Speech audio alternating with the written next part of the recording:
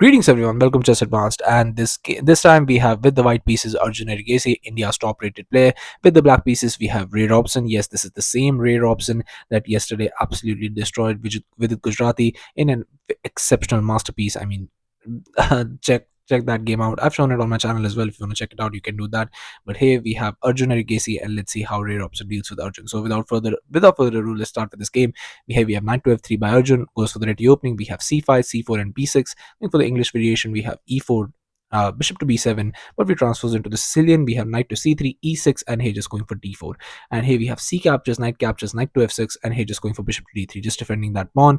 Knight to c6, knight to f3. We have bishop to b4, bishop to d2, and just going for this knight to g4, just targeting that maybe e5 square, maybe just putting that knight there to try and intimidate Arjun. But Arjun is not the one to be intimidated. He's the one that attacks, and with the white pieces, that's exactly what he's gonna do. He plays a3, pushing the bishop back, bishop to c5, and here just going for castles. And here we have queen to b8, just putting some pressure on that h2 pawn. If the knight moves, things could be troublesome, but here just b4, pushing the bishop further back. And here just knight to d4 was played, g3, nullifying the influence of that queen. Knight caps on f3 was played, queen captures, and just knight to e5, attacking the queen and the bishop. We have queen to e2, and the best way to play this in this position might seem like just moving the bishop back and castling, but the best way is just going for this queen to d6. Yes, you do face this, but here after queen captures and knight captures, you have a very fine knight here on d3. And but it does seem scary, because here after c captures, a captures, you play this, and that pawn is falling no matter what you do. But you have a very nice resource with knight to e5, just targeting this pawn. And here once you play rook captures, you play bishop to a6 first, because your bishop would be hanging. But here after bishop to c1, now you just grab this knight. You're a happy person. Actually, white is a happy person, because here he has a pass pawn. But that's the best that you could have made out of from the position that you played, because here after queen to e2, bishop to e7 was played. And what the position is going to turn out, you're just going to see what I'm talking about. Just wait ahead and see.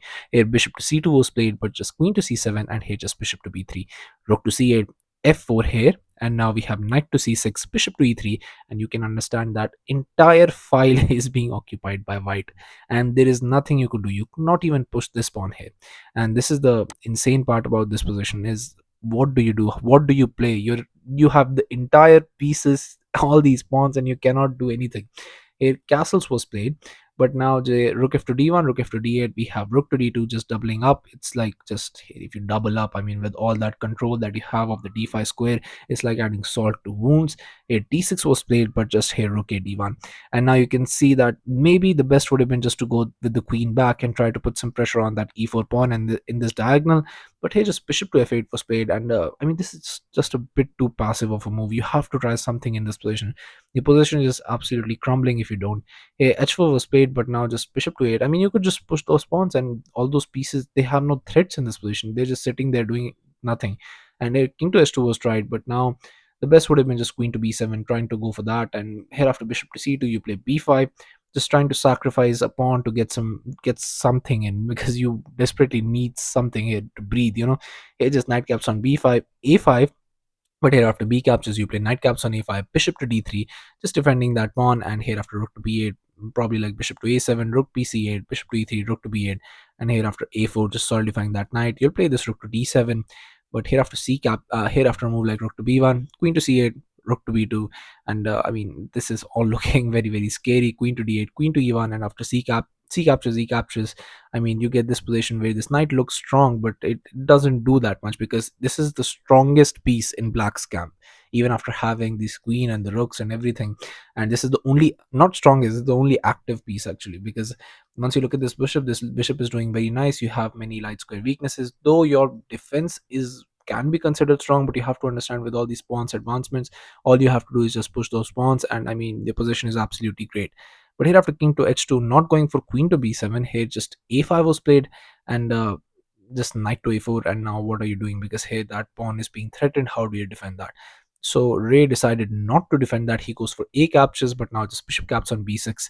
And here you have to move the queen, so queen to b8 was played, but just a captures, a very calm move. If you move it, then that bishop is remaining there. Maybe a move like that is going to come in the position as well. So it's just a very, very difficult position to play. uh, no one would ever with the black pieces want to play this kind of position. Here just knight caps on d4 was played, but just here rook caps on d8, just sacrificing the exchange for some attack. But here after rook caps on d8, we have knight caps on c3. Just here going for rook to c8, again trying to put some pressure on that pawn. But here after knight to b5, you have knight to c6, bishop to c2, and here rook to d8. Now what do you do in this position? Because rook to d8, just not a good move. I mean, what are you doing? Why are you playing rook d8? Is it to push this all the way? You cannot even push this all the way. That's the annoying part about it. Instead, I think you could have gone for a e5 idea, but after f5, you have to understand all your pieces are crammed together. If white starts an attack, it's just going to be very much difficult to come out from. And here after knight to d4, most probably you're going to play this knight captures, e captures, and here just grab this pawn. And all of this is also coming, just trying to go for mate. I mean, not not a great position to have here for Ray. Bishop to c2 was played, bishop to c2, rook to d8 was played, but I don't think it's going to help that much here. e5 was played by Arjun very quickly, and he had all of this prepared. I mean, definitely the way he's been playing it is just absolutely spectacular. We have d captures, but d captures is an absolute blunder, and here just rook captures, knight captures. We have queen captures on e5, queen captures, and here after pawn captures, bishop to e7, but now rook to d7, and all of these pieces, they cannot even move. You have to just play king to f8, defend the bishop. That bishop is defending the knight. Bishop is not doing anything. I mean, this is just a nightmare. Here we have king to f8, but just knight to d6. Just bishop moves attacking the rook. Rook moves f6. Here bishop caps on h7. That's a free pawn. F caps on e5 was played. We have c5. Bishop to d5, but here just rook to c8 was played, just trying to put some pressure here. And here just after bishop to f6, you have to understand whatever you do, even if you get all these pieces active, let's just move for a like few more spaces. Let's say you get the pawn pushed right, uh, you're able to get the bishop to a right square. Even after that, you have to worry about this pass pawn that's going to be pushed, and you have no resources to even stop that. Even with three pieces, it's such a horrible position. Here bishop to e4 was played by Arjun, and it's just completely winning. King to e7 was tried, but just here rook to c7 check, king goes back. We have king to h3, bishop to e7, and here after rook to c8, just going for this bishop caps on d6, but Arjun doesn't fall for. But here, you don't fall for such tricks. Here just we have bishop caps on d5, and now it was on this move, on move 46, that Ray Robson resigned the game. Well, why he resigned? Because there is nothing to be done. If you you cannot do anything, because here just knight is hanging first of all, and that is going to come with a check. If you play and also here pawn is also hanging. If you decide to move back, I can just capture this, because your knight is pinned. You cannot do anything. You cannot capture that. So I'll just grab another pawn. You're already down the exchange. That pass pawn is pushing. It's just a resignable position. There's nothing to be played here. So yeah, Arjun got this spectacular victory. Now he's 2.5 out of 3, and Arjun would have topped the table if it was not for Vincent Kmar. Vincent Kmar is playing with 3 on 3. That's absolutely spectacular. In the first match, he beat the speed demon Nihal Sarin. In the second match, he beat Pranav, and now in the third match, he beat Murli Karthikeyan, very strong grandmasters. And I mean, he's just playing spectacularly well, and he's definitely enjoying his time. So yeah, thank you all for watching. I'll be coming back with such amazing games, so stay tuned to the channel and subscribe to the channel, and I'll be seeing you guys very, very soon.